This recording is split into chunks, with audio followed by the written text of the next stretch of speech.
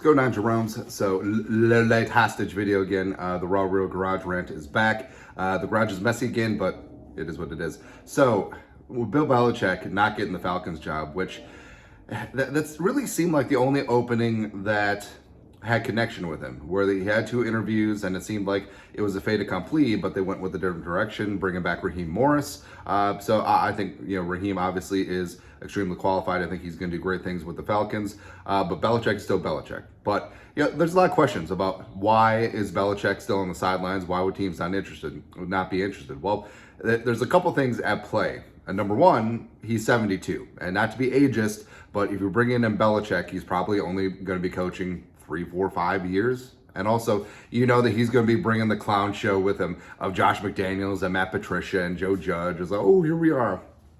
The band is back together. Also, he's probably easily the most expensive. Like, Belichick is worth the price tag, and coaches' salaries aren't published, but it's been documented that Belichick was making $25-30 million per year with the Patriots, probably looking for something similar. And he probably, if he got a head coaching job, would probably be even getting more than Harbaugh, who was probably making a mint. Now, you look at guys like Brian Callahan, you look at guys like Dave Canlis being hired in Tennessee and Carolina respectively. Part of it is, hey, let's give the young guy a shot. But also, this guy's going to cost a fraction of what Bill Belichick is going to cost. And also the salaries of Josh McDaniels ain't going to be cheap, and same thing with Patricia and whatnot. Also, it comes down to control, where it's so funny because the powers that be in Atlanta, like Terry Fontenot, McKay, and whatnot, were like, hey, if we bring in Belichick, he's going to want full control. So let's advocate for a guy to come in and take gerbs. Or, hey, Raheem Morris is just going to be the head coach.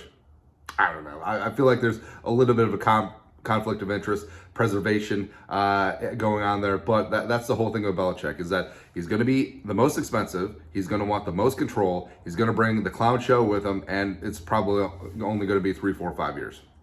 Right? And also, you can't discount how the Patriots looked after Tom Brady left. Right? So they were ass. Thank you, with Mac Jones and whatnot. But here's the thing. So the Wilfs are from New Jersey. They're Jersey guys through and through. Like, they grew up with the Giants, and they have a big time affinity for Bill Parcells. And Belichick is the ultimate Bill Parcells disciple. The 2 Bills, their time together with the Giants, with the Jets, with the Patriots as well. But also, that was a major reason why Mike Zimmer got his shot back in 2014. It's like, hey, Mike Zimmer worked with Bill Parcells in Dallas, and Bill Parcells like, hey, you know who's good? Mike Zimmer. And that is a major factor in why Zim got the Vikings job after being passed over for so many other gigs throughout his coaching career. Now, Belichick, I know that the pipe dream could be, hey, Belichick comes in and, hey, Kevin O'Connell, you were good, but kick rocks.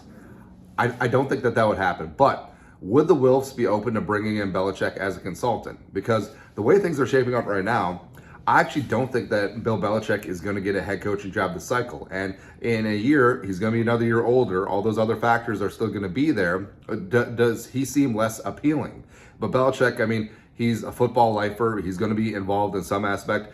Does he get into the media?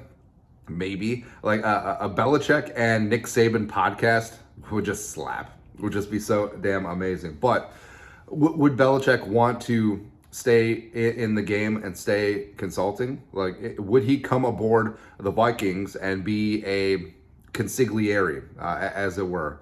And, frankly, if you look at the Vikings organization, Kevin O'Connell and Kwesi, like, they're not afraid to have a mentor in the building. Kevin O'Connell has Mike Pettin, the guy who originally gave him his position coaching shot when Pettin was head coach in Cleveland, as well as Kwesi has Ryan Grigson hanging around as a special assistant to the GM.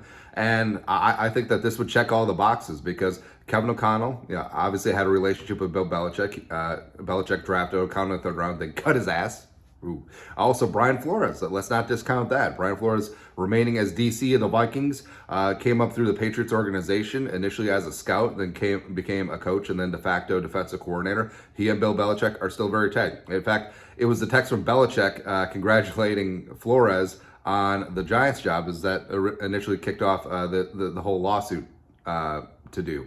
So who knows? But I do think that it could be something that would benefit everyone. I mean, Belichick, yes, he benefited from Brady, but also the way that Belichick went about scouting for many years, except for wide receivers, they're very poopy at drafting wide receivers outside of Edelman, because Welker was a trade, Randy Moss was a trade.